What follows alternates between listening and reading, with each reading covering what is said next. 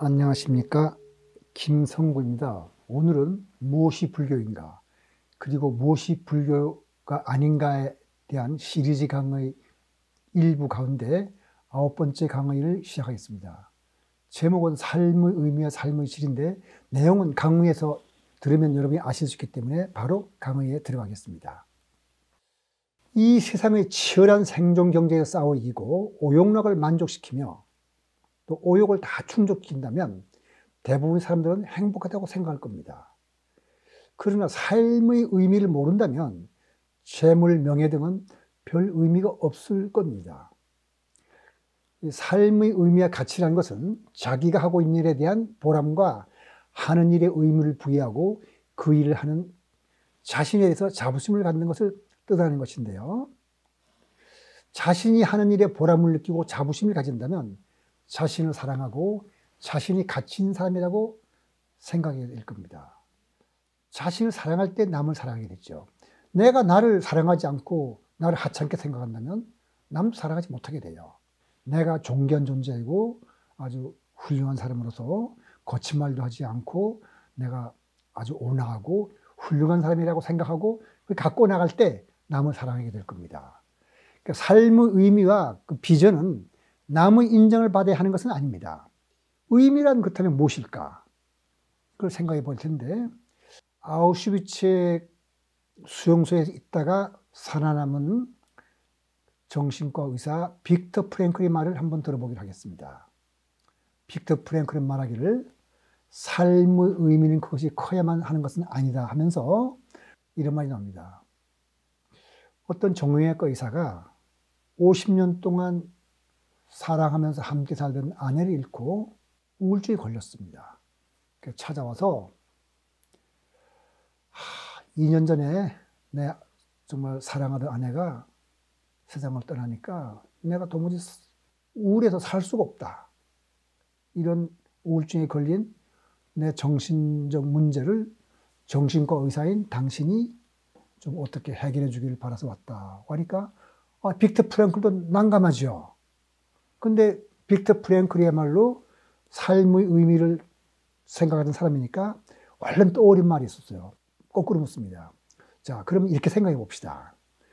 2년 전에 당신이 죽고 당신의 아내가 살아서 지금 당신이 느끼는 그 감정을 느끼고 있다면 어떨까요?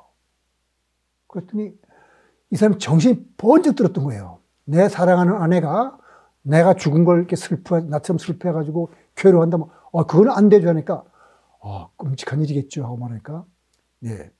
바로 그것이 당신이 살아있는 이유지요.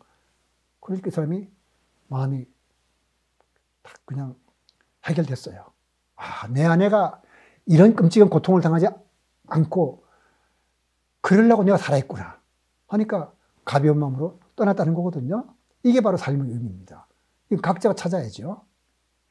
그러니까 빅터 프랭클이 말한 대로 삶의 의미는 그것이 커야만 하는 것은 아닙니다. 우리 주위에서 보는 평범하게 보이는 사람들 중에도 평범한 일상생활 속에서 삶의 의미를 깨닫고 범사에 감사하며 매사에 기쁨을 느끼는 사람들이 있습니다.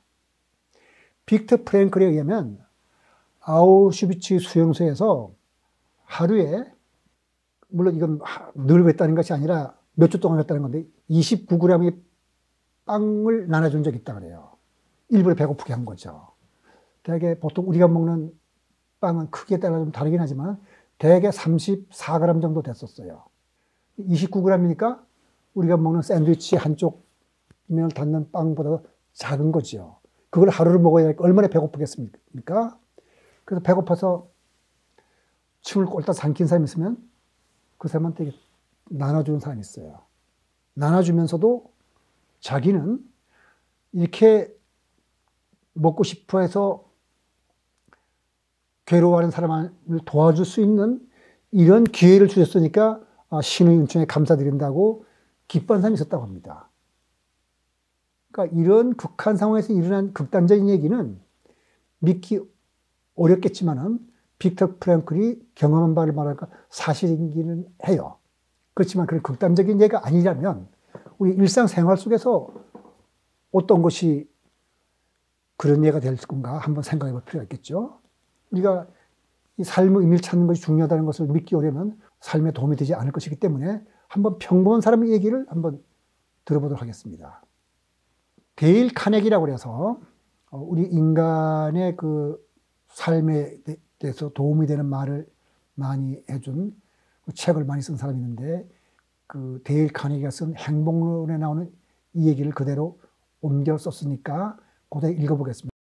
자, 한평생을 인간과 잠재 능력에 대해 연구해온 위대한 심리학자 알프레드 아들러는 인간에게 가장 놀랄만한 특성의 하나는 마이너스를 플러스로 바꾸는 힘이라고 했습니다. 역경을 오히려 바탕으로 해서 더 성장하는 거죠. 그런 힘이 인간한테 있다는 겁니다. 그래서 내가 잘 알고 있는 부인은 이것을 훌륭히 해낸 사람입니다. 그러니까 데일 카네기 말이죠. 그녀의 이름은 텔마 톰슨으로 뉴욕에 살고 있습니다. 그녀가 들려준 재미있는 경험담은 다음과 같습니다.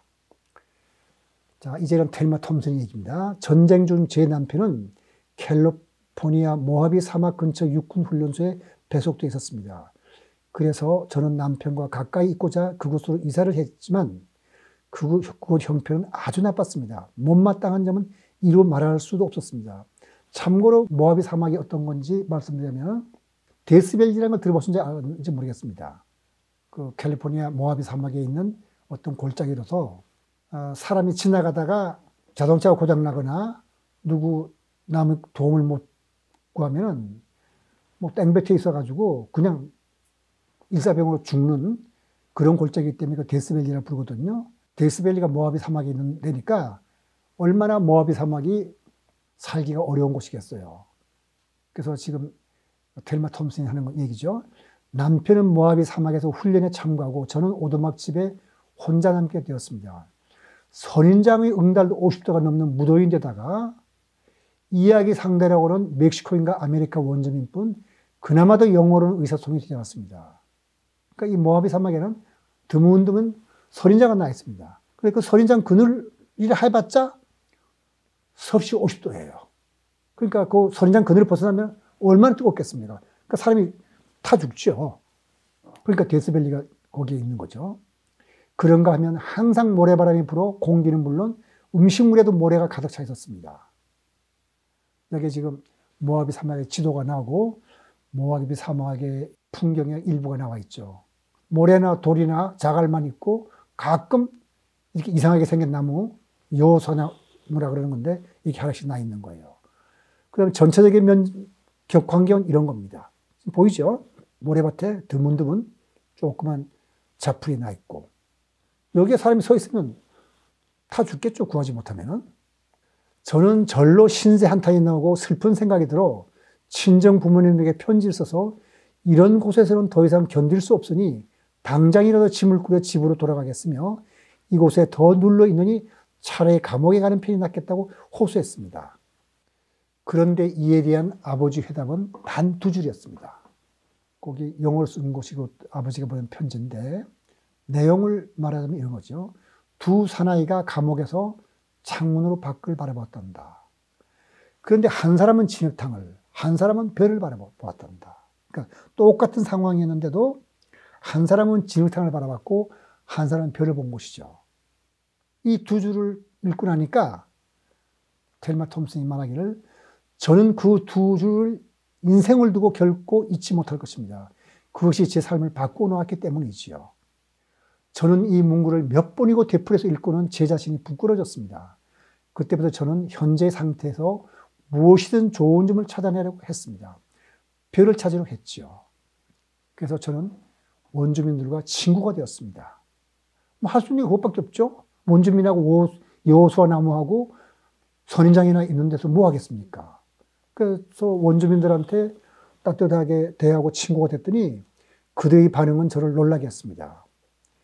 제가 원주민들의 편물이라든가 도자기에 대해서 흥미를 보이자 이 원주민들은 여행자에게는 팔지도 않는 소중한 것들을 이것저것 마구 제게 선물하는 것이었습니다. 아주 귀한 걸 선물 받은 거죠.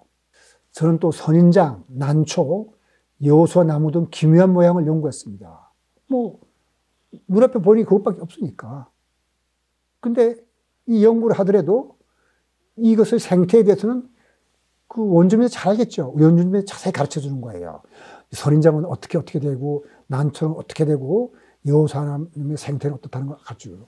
그리고 초생 모르모트에 대해서도 조사를 해보고, 모르모트는 이 사막에서 굴을 파고 사는 토끼하고 쥐의 중간쯤 되는 그런 동물이죠. 그 조사를 해보고, 사막들이 바다 밑에서 무렵에서 남겨진 조개 껍질을 찾아보게 됐습니다. 텔마 톰슨은 모하비 사막에서 관찰한 내용들을 정리하여 빛나는 성벽이라는 책을 썼고, 이 책은 베스트셀러가 되었다. 이거 지금 데일 카네기가 하는 말입니다. 그 왼쪽에 브라이트 램파트라는 것이 있죠. 그게 빛나는 성벽이라는 책입니다. 그리고 그 책이 이제 베스트셀러가 되니까 사람이 한번 성공하게 되면 용기가 나거든요. 거기 힘을 입어서 알라스카에 있는 동식물에 대한 또 관찰을 하고, 그걸 바탕으로 알라스카의 기적이라는 책을 썼더니 그것도 베스트셀러가 됐어요. 오른쪽에 미라클 알라스카가 나오죠. 도대체 무엇이 저를 그렇게 변화시켰을까요? 이게 지금 텔마 톰슨의 말이죠. 모하비 사막은 변함이 없고 원주민도 똑같은 그 사람들이었습니다. 그런데 제가 변한 겁니다. 이게 바로 불교가 가르치는 말을 텔마 톰슨이 깨달았어요. 불교는 세상을 바꾸려고 하지 말고 너 자신이 바뀌라고 그러는 거거든요. 텔마 톰슨이 그런 말이죠. 제가 변한 것입니다. 제 마음가짐이 달라진 것입니다. 그럼으로써 저는 비참한 경험을 제 생에서 가장 즐거운 몸으로 바꿔버렸던 것입니다. 저는 자신이 발견한 새로운 세계에 자극받아 흥분했습니다. 너무나 감격한 나머지 그것을 소절해서 빛나는 성벽이란 소설을 썼습니다. 저는 자신이 만든 감옥 창문을 통하여 별을 찾아낸 것입니다. 텔마 톰슨은 유명해지고 그녀가 하는 일을 인정받고 성공하긴 했지만 그 업적이나 명성이 결코 뉴턴에 비할 바는 아닙니다. 그러나 텔마 톰슨은 삶의 의미를 찾았고 자신이 한 일에 대한 만족감과 마음의 평화는 뉴턴보다 높다고 봐야 할 겁니다. 텔마 톰슨은 유명한 사람이 되었지만 그녀가 처음부터 유명해지려고 마음먹은 것도 아니고 업적을 쌓으려고 했던 것도 했던 것도 아닙니다. 그냥 할 수 있는 것을 그때그때 했던 걸 열심히 한 거죠. 아버지의 편지를 읽고 깨달은 바가 있어서 일상생활 속에서 삶의 의미를 찾게 된 것인데 그것이 그녀를 성공의 길로 이끈 것입니다. 법화기에 빈가보조라는 말이 나오거든요. 우리 보통 사람은 사실은 가난한 사람처럼 마음이 허해서 이것도 부족하고 저것도 부족한데 사실은 우리 마음속에 불성이 있어서 내 마음속에 있는 보물을 찾아내면 세상에 부러울 것이 없다는 그런 내용인데 바로 이 빈가보주라는 말에 해당하는 내용을 그대로 찾아낸 것이 텔마 톰슨이죠. 우리 모두는 다 텔마 톰처럼 삶의 의미를 찾을 기회가 능력이 있습니다. 찾지 못한 사람은 본인이 발날의 땅바닥을 지능만 바라보고 있을 뿐이죠. 눈만 조금 돌리면 별을 찾을 수 있어요. 그리고 마음속을 찾아보면은 이 마음속에는 정말 지구만한 다이아몬드가 있다는 것도 깨닫게 된다는 것이 법화경에서 하는 말입니다. 우리가 평소에 할 수 있는 최선은 주위 사람들을 따뜻하게 대하고 사랑을 베푸는 일입니다. 억지로 널리 베풀려고 애쓸 필요가 없습니다. 가까운 사람한테 아낌없이 베풀고 그 범위를 차츰 넓혀가면 됩니다. 우선 결혼한 사람이라면 배우자한테 잘하고 배우자를 이해하려고 노력하고 그 다음에 뭐 형제, 자매, 그 다음에 친구, 동료, 이웃 이렇게 넓혀가면 돼요. 그렇게 넓히다 보면 모든 사람과 좋은 인연을 맺게 되고 삶이 즐거워질 겁니다. 그러는 가운데 내가 즐거워 사는 일이 다른 사람의 인정을 받게 되면 성공의 기쁨도 맛볼 수 있을 겁니다. 삶의 질은 마음가짐에 달린 것입니다. 올바른 가치관을 확립하고 바르게 살면 그 삶의 질은 높아지게 마련입니다. 다음 10강에서도 마음가짐과 삶의 질이라는 이름 아래 삶의 의미와 삶의 질에 대해서 살펴볼 예정입니다. 오늘 강의 여기서 마치도록 하겠습니다.